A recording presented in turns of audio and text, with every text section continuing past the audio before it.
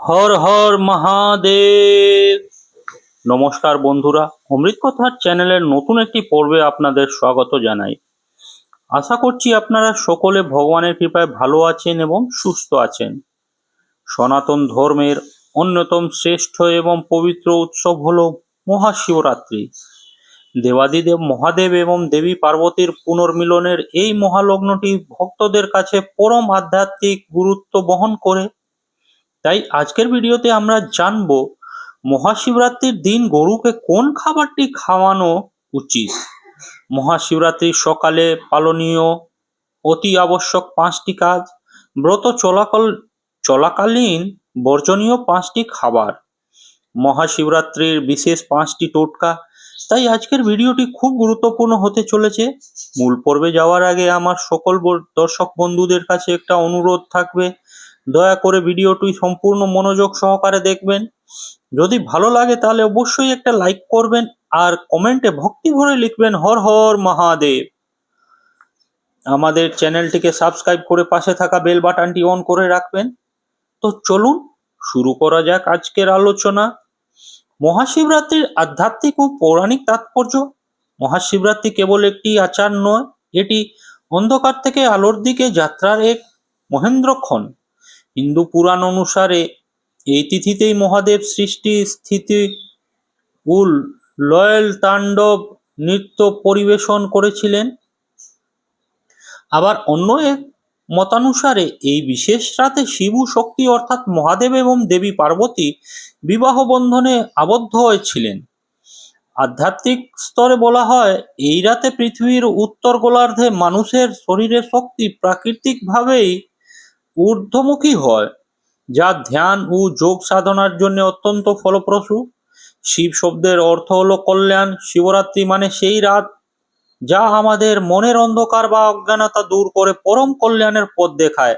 প্রতি মাসে একটি করে শিবরাত্রি অর্থাৎ মাসিক শিবরাত্রি এলেও ফাল্গুন মাসের কৃষ্ণপক্ষের চতুর্দশী তিথির এই উৎসবকে মহাশিবরাত্রি বলা হয়, কারণ এর শক্তি ও প্রভাব অপরিসীম। মহাশিবরাত্রির সকালে অবশ্যই করণীয় 5টি কাজ। শিবরাত্রির দিনটি অত্যন্ত শুদ্ধভাবে শুরু করা প্রয়োজন। শাস্ত্রমতে সকালের কর্মফলের উপর সারাদিনের ভক্তির একাগ্রতা নির্ভর করে। নিচে 5টি গুরুত্বপূর্ণ কাজের বিবরণ দেওয়া হলো। 1. ব্রহ্ম মুহূর্তে স্নান ও সংকল্প। সূর্যোদয়ের 1.5 ঘন্টা আগে অর্থাৎ ব্রহ্ম মুহূর্তে ঘুম থেকে ওঠা অত্যন্ত শুভ। স্নানের জলে সামান্য কালো তিল বা গঙ্গাজল মিশিয়ে স্নান করা উচিত। স্নানের পর পরিষ্কার সাদা বা গেরুয়া রঙের বস্ত্র পরিধান করুন। এরপর হাতে জল ও ফুল নিয়ে মহাদেবের সামনে সারাদিন উপবাস ও সংযম পালনের সংকল্প করুন। মনে রাখবেন, মানসিক সংকল্প ছাড়া কোনো ব্রত পূর্ণতা পায় না। 2. সূর্য দেবতাকে অর্ঘ্য দান। মহাদেব পরমাত্মা হলেও পঞ্চদেবতার অন্যতম হলেন সূর্য। শিব পূজা শুরুর আগে তামা বা কাঁসার পাত্রে জল, লাল চন্দন এবং লাল ফুল নিয়ে সূর্য দেবতাকে অর্ঘ্য নিবেদন করুন। এটি আপনার শরীরের তেজ এবং চোখের জ্যোতি বৃদ্ধি করতে সহায়তা করবে।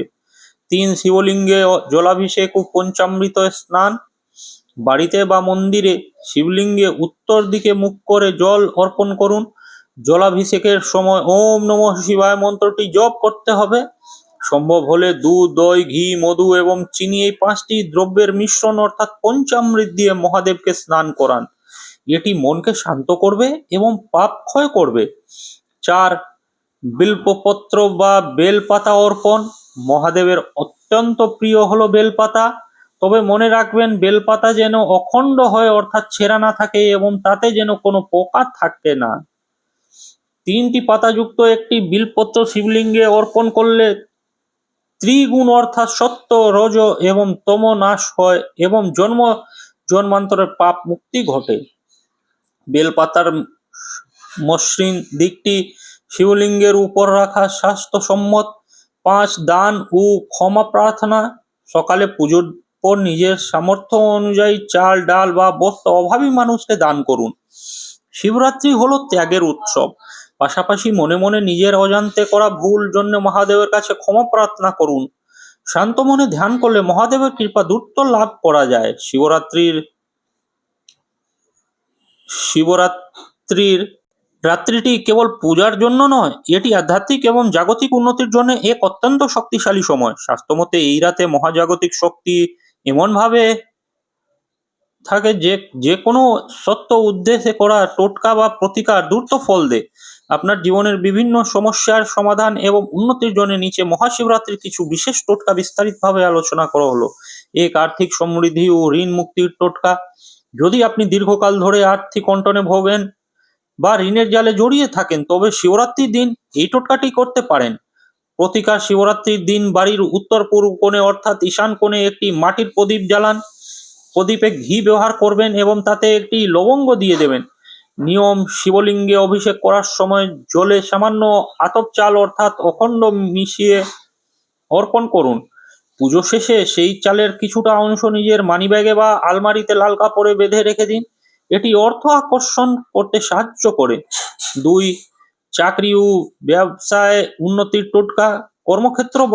কর্মক্ষেত্রে বাধা বা ব্যবসায় মন্দা দূর করতে শিবরাত্রির এই উপায়টি অত্যন্ত কার্যকর। প্রতিকার: শিবরাত্রির দিন যে কোনো শিব মন্দিরে গিয়ে একটি রূপোর সাপ বা নাগনা নাগিন জোড়া অর্পণ করুন। নিয়ম: যদি রূপোর নাগ অর্পণ সম্ভব না হয়, তবে একটি পরিষ্কার তামার ঘটিতে জল নিয়ে তাতে সামান্য মধু, কালো তিল মিশিয়ে শিবলিঙ্গে অভিষেক করুন। অভিষেকের সময় ওম সিং হুম নমঃ শিবায় মন্ত্রটি জপ করুন। এটি কর্মক্ষেত্রে আপনার প্রভাব ও প্রতিপত্তি বৃদ্ধি করবে। 3, বিবাহ ও দাম্পত্য সুখের টোটকা। যাদের বিবাহে বিলম্ব হচ্ছে বা দাম্পত্য জীবনে অশান্তি চলছে, তাদের জন্য এই প্রতিকারটি বিশেষ ফলদায়ী। প্রতিকার: শিবরাত্রির দিন মা পার্বতী এবং মহাদেবকে একসাথে পুজো করুন। মা পার্বতীকে লাল রঙের গোড়া বা সিঁদুর এবং মহাদেবকে হলুদ চন্দন অর্পণ করুন। নিয়ম: একটি ছোট্ট লাল কাপড়ে 2টি সুপুরি, কিছুটা সিঁদুর এবং একটি হলুদ গেটে বেঁধে শিব পার্বতীর চরণে রাখুন। পুজো শেষে সেই পুটলিটি আপনার শোয়ার ঘরে লুকিয়ে রাখুন। এতে সম্পর্কের মাধুর্য বাড়ে এবং বিবাহের বাধা দূর হয়। 4, রোগ মুক্তি ও সুস্বাস্থ্যের টোটকা। দীর্ঘদিন ধরে কোনো শারীরিক সমস্যায় ভুগলে এই টোটকাটি করতে দেখতে পারেন। প্রতিকার: শিবরাত্রির দিন মহাদেবকে দুর্বা ঘাস ও মধু দিয়ে স্নান করান। নিয়ম: সম্ভব হলে 1008টি মহামৃত্যুঞ্জয় মন্ত্র জপ করুন। যদি তা সম্ভব না হয়, তবে অন্তত 108 বার এই মন্ত্রটি পাঠ করে শিবলিঙ্গের জল সামান্য আঙুলে নিয়ে নিজের কপালে এবং নাভিতে লাগান। এতে শরীরের নেতিবাচক শক্তি দূর হয় এবং আরোগ্য লাভ হয়। 5, অশুভ শক্তি ও নজর দোষ থেকে মুক্তি। যদি মনে হয় আপনার পরিবারের কারোর নজর লেগেছে বা নেতিবাচক শক্তির প্রভাব আছে, প্রতিকার: একটি বড় বেলপাতার উপর চন্দন দিয়ে ওম লিখুন এবং সেটি আপনার বাড়ির মূল প্রবেশদ্বারে লাগিয়ে দিন। নিয়ম: শিবরাত্রির রাতে শিবলিঙ্গ থেকে একটি প্রদীপ জ্বালিয়ে সেই শিখরে কাজল তৈরি করুন এবং পরিবারের সকলের কপালে বা কানের পিছনে একটি ছোট্ট টিপ দিয়ে দিন। এটি রক্ষা কবচ হিসেবে কাজ করে। একটি বিশেষ গোপন টোটকা: মহাশিবরাত্রির দিন সন্ধ্যার সময় কোনো বেল গাছের তলায় গিয়ে একটি ঘিয়ের প্রদীপ জ্বালান এবং 3 বার গাছটিকে প্রদক্ষিণা করুন। শিব পুন মতে বেল গাছে এই দিন লক্ষ্মী এবং শিব উভয়েরই বাস থাকে। এই টোটকা কেউ করলে ঘরে কখনোই অন্যের অভাব হয় না। সতর্কতা: যে কোনো টোটকা বা প্রতিকার করার সময় মনের মধ্যে গভীর বিশ্বাস এবং শ্রদ্ধা রাখা অত্যন্ত জরুরি। অশুভ বা কারোর অনিষ্ট করার উদ্দেশ্যে এই কাজগুলো করবেন না। শিবরাত্রির রাত্রি জাগরণের রহস্য ও বিজ্ঞান। মহাশিবরাত্রিকে কালরাত্রি বা সিদ্ধরাত্রি বলা হয়। কেন এই রাতে ঘুম না গিয়ে জেগে থাকার পরামর্শ দেওয়া হয়, তার পেছনে কেবল ধর্মীয় নয়, গভীর বৈজ্ঞানিক কারণও বিদ্যান। 1, মেরুদণ্ডের ঊর্ধ্বমুখী শক্তি। আধ্যাত্মিক বিজ্ঞানীদের মতে এই বিশেষ রাতে পৃথিবীর উত্তর গোলার্ধে গ্রহ নক্ষত্র অবস্থান এমন থাকে যে মানুষের শরীরে প্রাণশক্তি বা কুণ্ডলিনী শক্তি প্রাকৃতিকভাবে মেরুদণ্ড বেয়ে নিচের দিকে থেকে উপরের দিকে অর্থাৎ মস্তিষ্কের দিকে উঠতে চায়। যদি কেউ এই রাতে শুয়ে পড়ে বা ঘুমিয়ে যায়, তবে এই শক্তির প্রবাহ বাধাগ্রস্ত হয়। কিন্তু শির দ্বারা সোজা রেখে বসে ধ্যান করলে বা জেগে থাকলে স্নায়ুতন্ত্র এবং মস্তিষ্কের কোষগুলি পুনর্জীবিত হয়। 2, মানসিক অন্ধকার দূরীকরণ। রাত্রি হলো অন্ধকারের প্রতীক, আর শিব হলেন চেতনার আলো। সারা রাত জেগে থাকার অর্থ হলো নিজের ভেতরের আলস্য, প্রসাদ এবং নেতিবাচকতাকে জয় করা। এটি প্রতীকী ভাবে বোঝায় যে যোগী বা ভক্তরা মোহের অন্ধকারেও আধ্যাত্মিকভাবে জাগ্রত থাকেন। শিবরাত্রির দিন গোসেবা করলে তা সরাসরি মহাদেবের চরণে পৌঁছায়। বিশেষ করে আর্থিক কণ্টন এবং গ্রহদোষ কাটাতে গোমাতার আশীর্বাদ অদ্বিতীয়। কি খাওয়াবেন? সেই বিশেষ দ্রব্যটি কি? মহাশিবরাত্রি সকালে বা সন্ধ্যায় গোমাতাকে যে জিনিসটি খাওয়ালে দ্রুত ফল পাওয়া যায় সেটি হলো গুড় মাখানো রুটি এবং সাথে সামান্য কালো তিল। উপাদান ও প্রস্তুত প্রণালী: এক, আটার লেচি করে একটি রুটি তৈরি করুন। রুটিটি যেন খুব বেশি কড়া না হয়। সেই রুটির মাঝখানে এক টুকরো আস্ত গুড় রাখুন। গুড়ের উপর সামান্য গাওয়া ঘি এবং এক চিমটি কালো তিল ছড়িয়ে দিন। সম্ভব হলে এর সাথে একটি কলা বা অল্প সবুজ ঘাস দিতে পারেন। কেন এই দ্রব্যটি শ্রেষ্ঠ? গুড় হলো সূর্য এবং মঙ্গলের প্রতীক। এটি জীবনের তেজ ও প্রতিপত্তি নিয়ে আসে। রুটি বা আটা বা গমের সাথে রবি বা সূর্যের সম্পর্ক রয়েছে, যা সমাজে মান সম্মান বৃদ্ধি করে। ঘি সমৃদ্ধি এবং লক্ষ্মীর প্রতীক। এটি ঘরের নেতিবাচক শক্তি দূর করে। কালো তিল: শিবরাত্রির দিন কালো তিল অত্যন্ত গুরুত্বপূর্ণ। এটি শনিদোষ দূর করে এবং মহাদেবের সন্তুষ্টি লাভ করতে সাহায্য করে। খাওয়ানোর সঠিক নিয়ম ও বিধি: কেবল খাইয়ে দিলেই হবে না, সৌভাগ্য অর্জনের জন্য কিছু নির্দিষ্ট নিয়ম মেনে চলা উচিত। ভক্তি ভরে প্রণাম: গরুকে খাবার দেওয়ার আগে মনে মনে আপনার ইষ্ট দেবতা বা মহাদেবকে স্মরণ করুন। খাবারটি গরুর সামনে রাখার সময় নিজের মনোকামনা জানান। সর্বশেষে মাহাত্ম্য: গরু যখন খাবারটি গ্রহণ করবে তখন পরম মমতায় তার পিঠে হাত বুলিয়ে দিন। শাস্ত্রমতে গরুর শিরদাঁড়ায় সূরিয়া কেতু নামক একটি নাড়ি থাকে যা সূর্যের শক্তি শোষণ করে। গরুর পিঠে হাত বোলালে মানুষের শরীরের দীর্ঘস্থায়ী রোগ এবং মানসিক চাপ দূর হয়। কালো গরুর গুরুত্ব: যদি সম্ভব হয় তবে কোনো কালো রঙের গরুকে খাওয়ানোর চেষ্টা করুন। শিবরাত্রিতে কালো গরুকে সেবা করলে শনি ও রাহুর কুপ্রভাব থেকে মুক্তি পাওয়া যায় এবং আটকে থাকা অর্থ ফিরে পাওয়ায় পথ সুগম হয়। এর মাধ্যমে জীবনে যে পরিবর্তনগুলো আসবে, এক আর্থিক উন্নতি, যারা দীর্ঘদিন ধরে ঋণের জালে জড়িয়ে আছেন বা উপার্জনের পথে বাধা পাচ্ছেন, তাদের জন্য এই গৌসেবা এক অলৌকিক সমাধান হিসেবে কাজ করে। গুড় ও রুটি খাওয়ানোর ফলে মা লক্ষ্মীর কৃপা লাভ হয়। 2, শারীরিক শান্তি: সংসারে যদি সবসময় কলহ লেগেই থাকে তবে শিবরাত্রির দিন গরুকে মিষ্টি রুটি খাওয়ালে মন শান্ত হয় এবং গৃহের বাস্তুদোষ দূর হয়। 3, গ্রহদোষ খণ্ডন: বিশেষ করে শনি, রাহু এবং কেতুর অশুভ দশা যাদের চলছে তাদের জীবনে স্থিতিশীলতা ফিরে আসে। 4, পূর্ণলাভ: পুরাণে বলা আছে, একটি গরুকে তৃপ্তি সহকারে খাওয়ানো মানে ব্রহ্মাণ্ডের 33 কোটি দেবতাকে তৃপ্ত করা।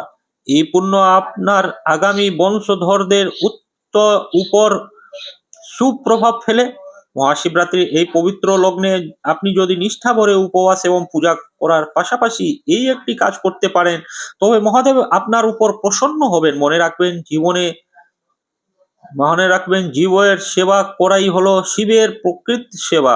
আপনার সামান্য একটু প্রচেষ্টায় একটি অবলা প্রাণী তৃপ্ত হলে আপনার জীবনও ধন্য হয়ে উঠবে। প্রিয় বন্ধুরা, ভিডিওটি দেখে যদি ভালো লেগে থাকে এবং উপকৃত হয়ে থাকেন তাহলে অবশ্যই একটি লাইক করবেন, এতে আমরা নতুন ভিডিও বানানোর জন্য অনুপ্রেরণা পাই। আর কমেন্টে শ্রদ্ধা ও ভক্তি ভরে অবশ্যই একবার লিখবেন হর হর মহাদেব। এরকম তথ্যমূলক ভিডিও নিয়মিত পেতে আমাদের চ্যানেলটিকে সাবস্ক্রাইব করে পাশে থাকা বেল বাটনটি অন করে রাখবেন, যাতে এইরকম তথ্যমূলক গুরুত্বপূর্ণ ভিডিও আপনারা নিয়মিত দেখতে পারেন। সকলে ভালো থাকবেন, সুস্থ থাকবেন, আপনার উপর ঈশ্বরের কৃপা সদা বর্ষিত হোক। জয় শ্রীকৃষ্ণ। রাধে রাধে।